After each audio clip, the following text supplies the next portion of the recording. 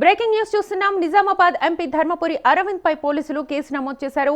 హరిచరణ్ పాఠశాలలో ఏర్పాటు చేసిన పోలింగ్ కేంద్రంలో జరిగిన ఘటనను ఎన్నికల కమిషన్ సీరియస్ గా తీసుకోవడంతో ఈ చర్యలు తీసుకున్నారు.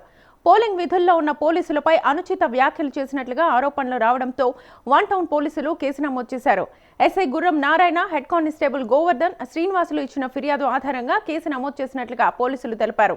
పోలింగ్ కేంద్రంలో విధులు నిర్వహిస్తున్న పోలీసులు సిబ్బందిపై పరుష పదజాలంతో దూషించినట్లుగా ఫిర్యాదులో పేర్కొన్నారు.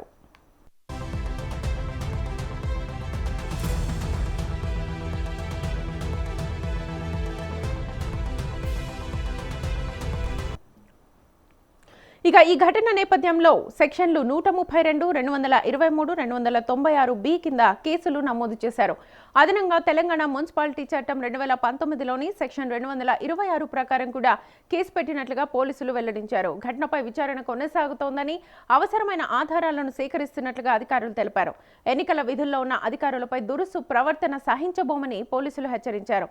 మరోవైపు కాంగ్రెస్ పార్టీ సీనియర్ నేత జగ్గారెడ్డిపై కూడా తెలంగాణ రాష్ట్ర ఎన్నికల సంఘం సీరియస్ అయింది. జగ్గారెడ్డి చేసిన వ్యాఖ్యలు ఓటర్ల మనోభావాలను దెబ్బతీసేలా ఉన్నాయని ఆయనపై కేసు నమోదు చేసి నివేదికనివ్వాలని ఎస్పీకి ఎస్ఈసీ ఆదేశాలు జారీ చేసింది. సంగారెడ్డి మున్సిపాలిటీలో జరిగిన ఘటనలపై ప్రత్యేకంగా దృష్టి సారించినట్లుగా అధికారులు తెలిపారు.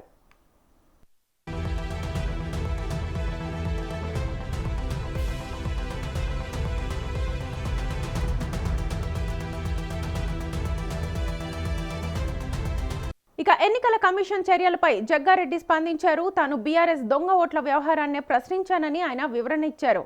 ఒక వార్డులో 300కు పైగా దొంగ ఓట్లు ఉన్నాయి, వాటిని ప్రశ్నించడమే నా తప్ప అని ప్రశ్నించారు. దొంగ ఓట్లు వేయకుండా అడ్డుకున్న కాంగ్రెస్ కార్యకర్తను సీఐ శివకుమార్ పట్టుకున్నారని, ఆయన వైఖరి వల్లే గొడవ జరిగిందని ఆరోపించారు. దొంగ ఓట్లను తొలగించడంలో ఎన్నికల సంఘం విఫలమైందని కూడా జగ్గారెడ్డి ఆరోపించారు. సంగారెడ్డి మున్సిపాలిటీలోని 34వ వార్డు పోలింగ్ కేంద్రం వద్ద ఈ ఘటన చోటు చేసుకుంది. అక్కడ విధుల్లో ఉన్న సీఐ శివకుమార్ తీరుపై జగ్గారెడ్డి ఆగ్రహం వ్యక్తం చేశారు. సీఐ 34వ వార్డు కాంగ్రెస్ అభ్యర్థి కాలర్ పట్టుకున్నారని ఆరోపిస్తూ ఆయన్ను వెంటనే సస్పెండ్ చేయకపోతే ఎన్నికలను బహిష్కరిస్తామని హెచ్చరించారు.